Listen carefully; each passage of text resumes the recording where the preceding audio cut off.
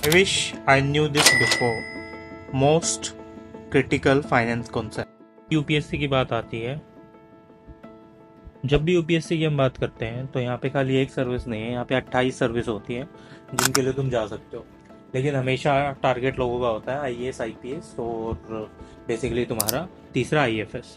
लेकिन अभी हम जानकारी लेने वाले हैं कि बाकी सर्विसेज कैसे होती हैं और क्या क्या होती हैं, क्या तुम्हारे लिए बेटर है या नहीं। चलो देखते हैं। तो देखो 28 सर्विसेज होती हैं बेसिकली तुम्हारी, 24 यहाँ पे लिखा हुआ है ऑल इंडिया सर्विसेज में आती है, बाकी ग्रुप बी सर्विसेज होती है। तो अभी हम बात करते हैं कैसे होती है। सबसे पहले देखो यूपीएससी की क्या है, 3 कैटेगरीज है जिसमें ऑल इंडिया कैटेगरी में आती है। ये हम बाईजू की वेबसाइट पर रेफर कर रहे हैं, आप जा सकते हो देखने के लिए। तो जैसे ऑल इंडिया सर्विसेज में आती हैं फिलहाल, जिसमें आके आईएएस आईपीएस और आईएफओएस इंडियन फॉरेस्ट सर्विस आगे।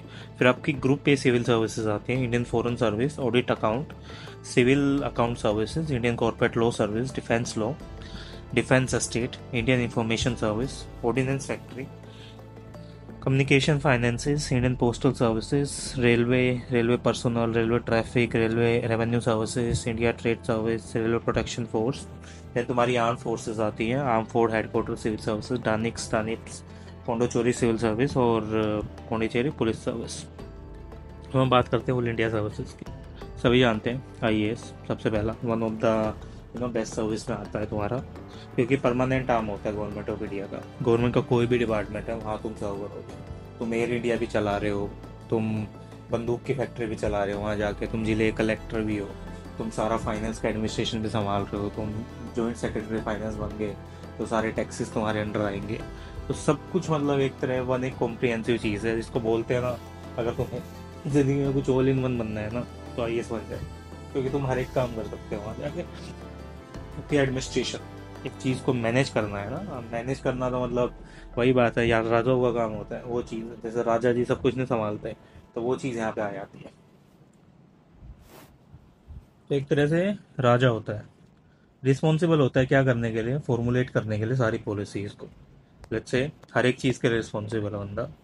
आपका जितना भी परमानेंट आर्म है गवर्नमेंट और ऑर्गेनाइजेशन का, उसको फॉर्मुलेट करने के लिए, गवर्नमेंट पॉलिसीज़ बनाने के लिए सब ये करते हैं। और जो आईएएस प्रोबेशनर्स के है आपकी लवासना में ट्रेनिंग शुरू होती है, सबको पता है। अब नेक्स्ट चीज़ आती है आईपीएस। देखो one of the most popular service है इन तीनों के बीच में, सरदार वल्लभ भाई अकेडमी में ट्रेनिंग होती है। सीनियर पोजीशंस होते हैं पुलिस सर्विस में, मतलब एटलीस्ट आपका ASP additional superintendent of police आता है बंदा, और ऑफिसर है ऑक्यूपाई करता है सीनियर पोजीशन किस में, रो में, आईबी में, सेंट्रल ब्यूरो ऑफ इन्वेस्टिगेशन में भी एक टाइम के बाद। अब नेक्स्ट आते हैं आपकी इंडियन फॉरेस्ट सर्विस। ये भी एक बहुत बड़ी सर्विस है। बेसिकली हायर डेजिग्नेशन होती है आईओएफएस ऑफिसर्स की जो सर्व करते हैं central government. Is the director general of forest. Highest destination होती है आईएफएस की जो आपके स्टेट गवर्नमेंट में होते हैं, principal chief conservator of the forest. Indian forest service cadres basically ministry of environment and forest के अंदर आता है। और आईओएफएस को अपॉर्चुनिटी मिलती है अलग अलग ऑर्गेनाइजेशन में काम करने की, जैसे food and agriculture organization etcetera. अब बात आती है आपकी ग्रुप के सर्विसेज की, जो इंडियन फॉरेन सर्विस आपकी ग्रुप ए में आती है। क्योंकि आईएफएस ऑफिसर्स क्या हैं, उनकी लबासना में ट्रेनिंग होती है, फिर उनकी ट्रेनिंग होती है फॉरेन इंस्टीट्यूट दिल्ली में। One of the most popular group a service है, फॉरेन अफेयर हैंडल करते हैं आपकी। और basically IFS officer high commission में जाते हैं, ambassador, permanent representative of India, UN foreign secretary etcetera. Candidate क्या है, देखो अगर कैंडिडेट ने सिलेक्ट कर ली एक बार आईएफएस तो दोबारा से रीअपेयर नहीं कर सकता सिविल सर्विस एग्जाम के लिए। ये चीज़ तो मेरे को भी नहीं पता थी पहले, मतलब एक बार सिलेक्ट करने के बाद दोबारा रीअपेयर नहीं कर सकता वो बंदा, ये चीज़ है। अब Indian audit and account service, one of the most good service, और जनरली बेसिकली आपकी मोस्ट पॉपुलर है, क्योंकि शिमला में आपकी ट्रेनिंग होती है। चलो वो तो एक अलग चीज़ होगी। अब जो कैटर है आपका, controller general of audit, CAG बोलते हैं इसको, वो चीज़ आती है। बेसिकली आपकी फाइनेंशियल ऑडिट्स होती है सेंट्रल गवर्नमेंट की, स्टेट गवर्नमेंट की, पीएसयूज़ की। जो एज ए चार्टर्ड अकाउंटेंट मैं यहाँ पे करता हूँ ना, वो आप गवर्नमेंट के लिए करते हो बैठ के। और इनकी अथॉरिटी मतलब लाख गुना ज़्यादा हाई होती है। एक बार तुमने लिख दिया किसी फाइनेंशियल स्टेटमेंट पर, तुम्हारा लिखा हुआ पत्थर की लकीर हो गया वो चीज़। सिविल अकाउंट सर्विसेज क्या होती है, मिनिस्ट्री ऑफ फाइनेंस के अंडर आती है।